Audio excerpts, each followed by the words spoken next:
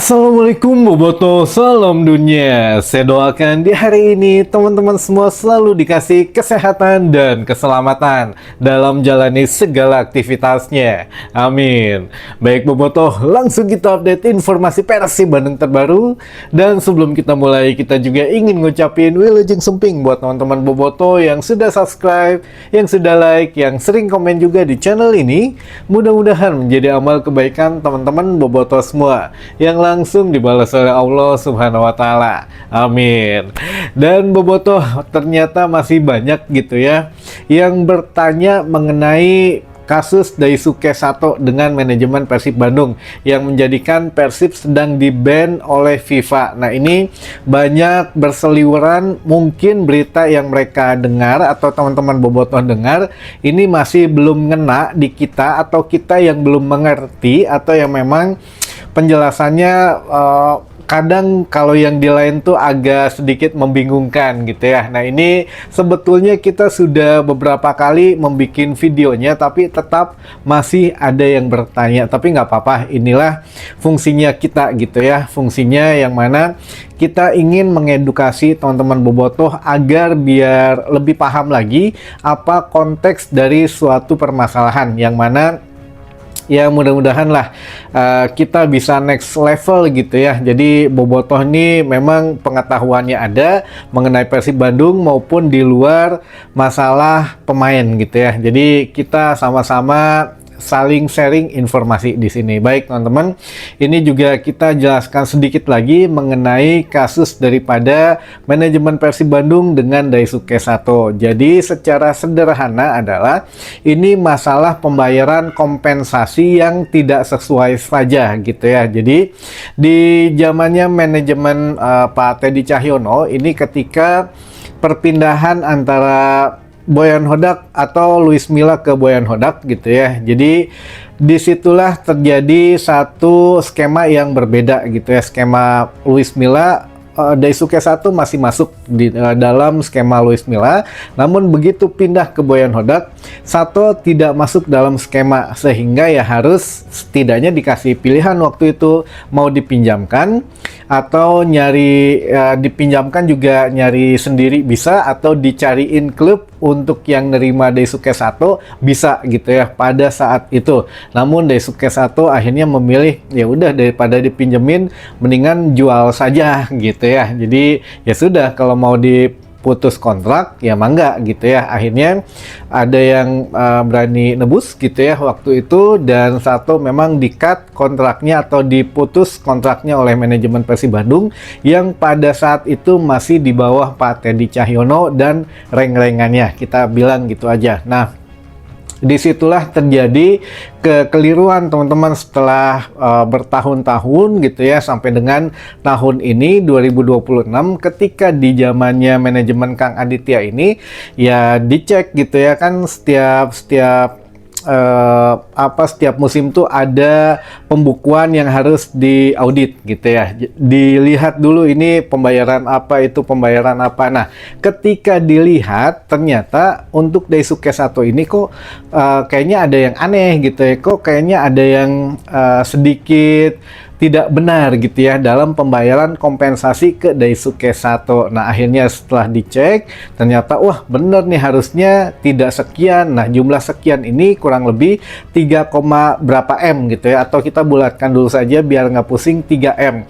Jadi kompensasi ke Daisuke Sato 3 M, ternyata bukan 3 M yang harusnya dibayar manajemen Persib ini atas kompensasi pemutusan hubungan kerja gitu ya. Itu harusnya 2,7 M, dan itu sudah disahkan oleh Mahkamah Internasional, yang mana ya Persib kayaknya kelebihan bayar nih gitu ya ke Daisuke Sato. Nah, makanya Daisuke Sato menggugat manajemen Persib Bandung, loh jangan gitu, harusnya kalau mau hitung-hitungan mah ya di awal dulu gitu ya, jangan sekarang. Kalau sekarang mah ya saya nuntut hak saya gitu untuk dibayarkan. Nah, sebetulnya manajemen Persib juga untuk saat ini tidak mempermasalahkan haknya Daisuke Sato ini, akan tetap diberikan, namun jumlahnya lah yang ini yang harus ada persetujuan juga dari Daisuke Sato gitu ya.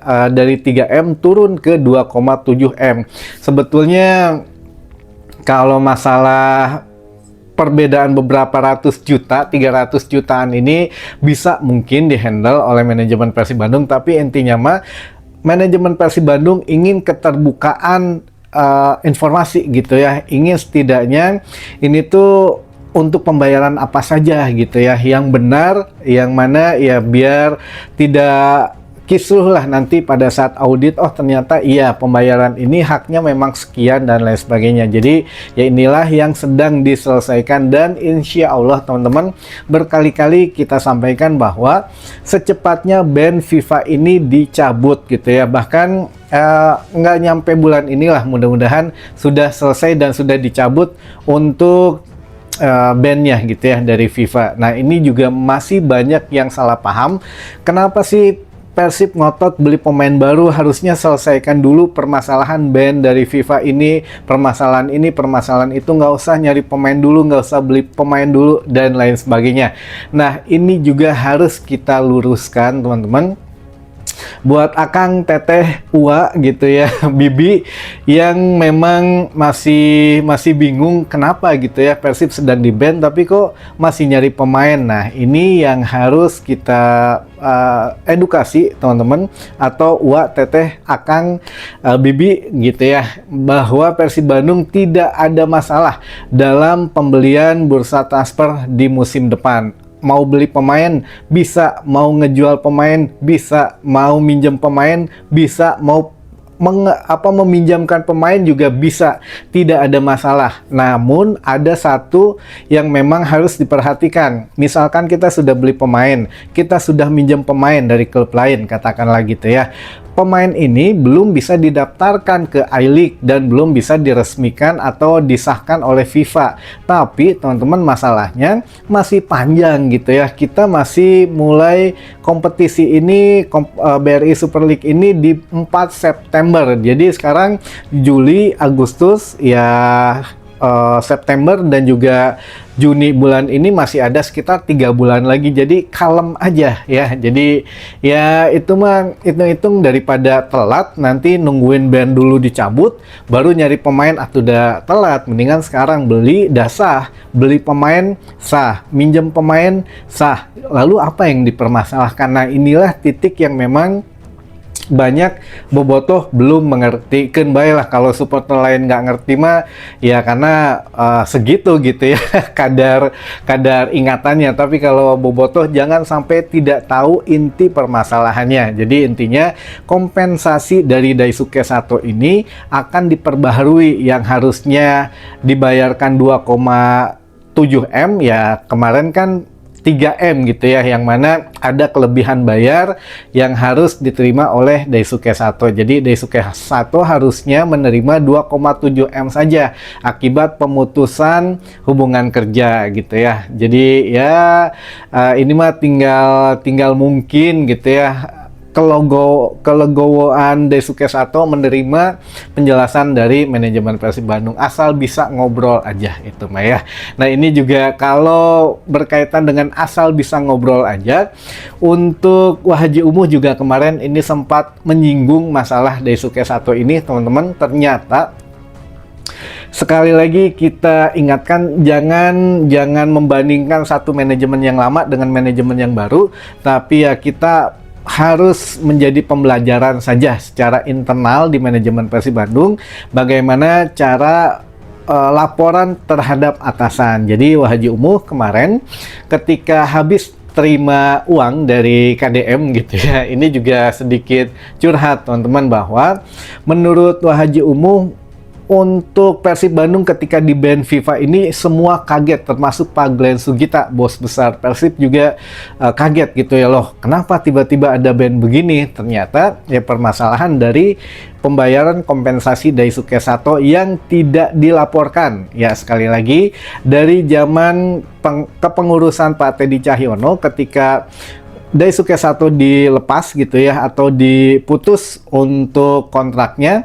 Nah ini kontraknya ini tidak sepenuhnya dilaporkan ke Pak Glenn Sugita, sehingga ya manajemen Persib Bandung mengira ya baik-baik saja sampai kemarin tiba-tiba ada di list band FIFA, ini kaget semuanya gitu ya. Jadi Wah Haji Umu sempat kehel kemarin bilang bahwa Pak Glenn Sugita tidak tahu apa-apa, ini sepenuhnya kesalahan anak buah yang tidak bertanggung jawab. Nah, siapa yang dimaksud?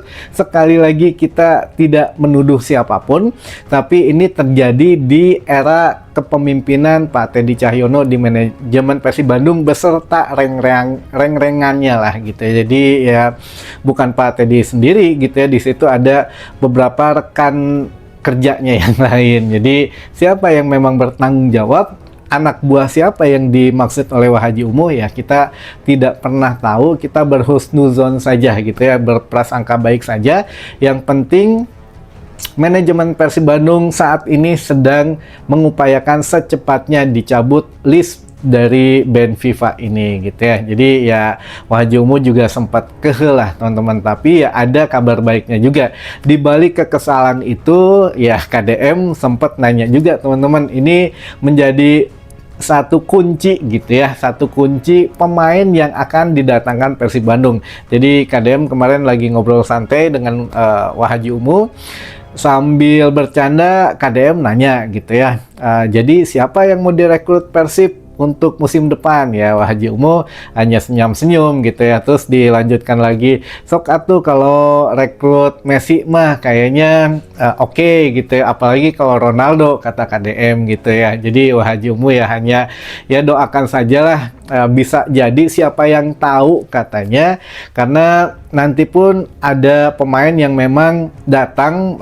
kalau sekarang kan diam-diam dulu saja, nanti begitu datang Bobotoh pasti senang lah ya, siapa tahu tidak menutup kemungkinan katanya membeli pemain ya setingkat Messi atau Ronaldo. Jadi yang harus kita garis bawahi adalah memang benar sepertinya akan ada pola yang berulang di musim kemarin teman-teman, ketika pembelian Kurzawa, yang mana musim depan juga kan Persib Bandung bermain di Asia. Nah, masalahnya adalah pemainnya, kalau pemain yang bintang gitu ya, pemain yang memang pemain besar, itu tidak mungkin di bawah 30 tahun gitu. Nah, ini yang mana manajemen Persib Bandung saya pikir harus sedikit berhati-hati lah gitu ya, membeli pemain besar, pemain bintang boleh untuk menaikkan branding Persib Bandung juga, tapi yang jelas yang bisa bermain itu aja lah gitu ya, jangan yang ya satu kali main 5 kali cedera. Nah itu juga kan sangat merugikan gitu ya, apalagi ya pemain bintang yang memang jarang dibawa gitu ya, jarang masuk DSP, ini juga sangat merugikan teman-teman. Ya buang-buang anggaran lah gitu ya, minimal mah pemain bintang yang masih bisa bermain walaupun berumur, umurnya di atas 30 tahun, tapi kan kalau pemain Eropa mah insya Allah lah masih visi misinya mereka bisa menyesuaikan. Kalau di sini terkenalnya Liga Indonesia mah dengan fisiknya gitu ya, dengan kecepatan, tapi kan mereka punya taktik, jadi ya gimana caranya tidak capek tapi efektif ya, kayak Tom Haye lah kayak gitu ya teman-teman. Nah ini juga memang kita doakan saja semuanya berjalan dengan baik. Persib Bandung sekarang sedang menjalankan operasi senyap versi ketiga teman-teman gitu ya. Jadi insya Allah akan ada pemain bintang atau pemain besar lagi yang akan didaratkan oleh Persib Bandung gitu ya.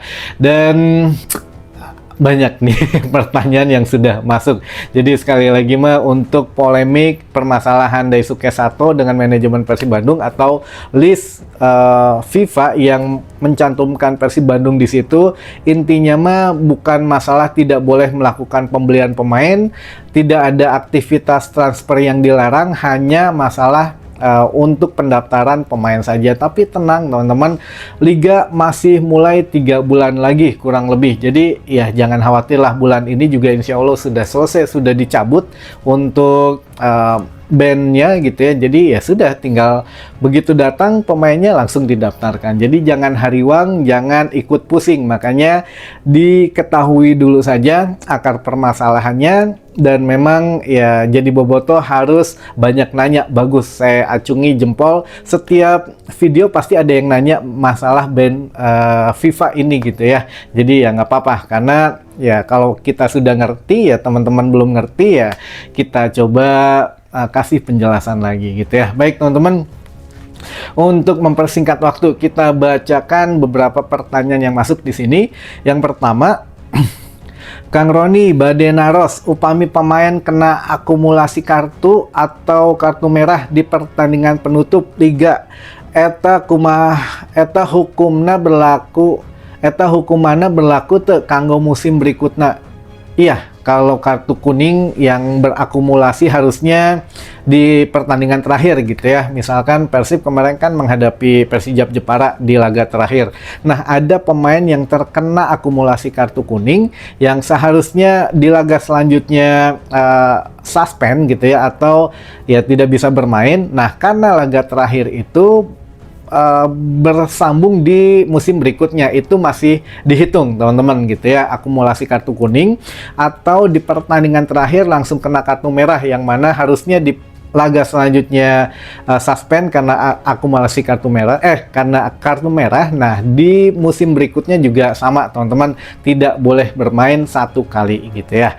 Itu teman-teman, jadi masih efektif gitu ya, akumulasi kartu kuning atau langsung kena kartu merah itu tetap tidak boleh bermain di musim selanjutnya, di laga perdana tentu saja ya. Lalu selanjutnya, Kang, regulasi musim depan udah ada belum? Katanya head to head mau diganti dengan selisih gol, apa benar? Belum ada regulasi sejauh ini yang kami tahu gitu ya, bahwa head to head masih menjadi pilihan daripada regulasi yang diterapkan oleh operator gitu ya. Belum ada selisih gol, apa mungkin itu hanya rumor karena kemarin Borneo menang sampai 7 gitu ya, 7 gol ya. Kalau memang kayak gitu mah itu nggak tahu lah, tapi sejauh ini masih head to head. Untuk kedepannya juga saya pikir masih tetap gitu ya, untuk operator liga dan untuk PSSI juga saya pikir pasti akan berpikir panjang mengenai sebuah regulasi. Tiap tahun masa harus ganti-ganti mah nggak mungkin juga gitu ya. Jadi ya masih tetap head to head saja untuk musim depan. Head to head masih oke. Lalu masih 11 pemain asing, regulasi yang kami tahu gitu ya. Tapi untuk regulasi U23 dihapuskan. Jadi tidak ada pemain yang U23 harus bermain dari menit awal, itu nggak ada. Jadi semua dihapuskan. Jadi siapapun bisa bermain gitu ya. Lalu selanjutnya, siang Kang Roni, apakah pembelian pemain terpengaruh nggak dengan naiknya dolar? Hatur nuhun, bobotoh kebun strawberry Ciwidey. Ya, kalau kenaikan dolar saya pikir ya semua sektor juga terpengaruh gitu ya.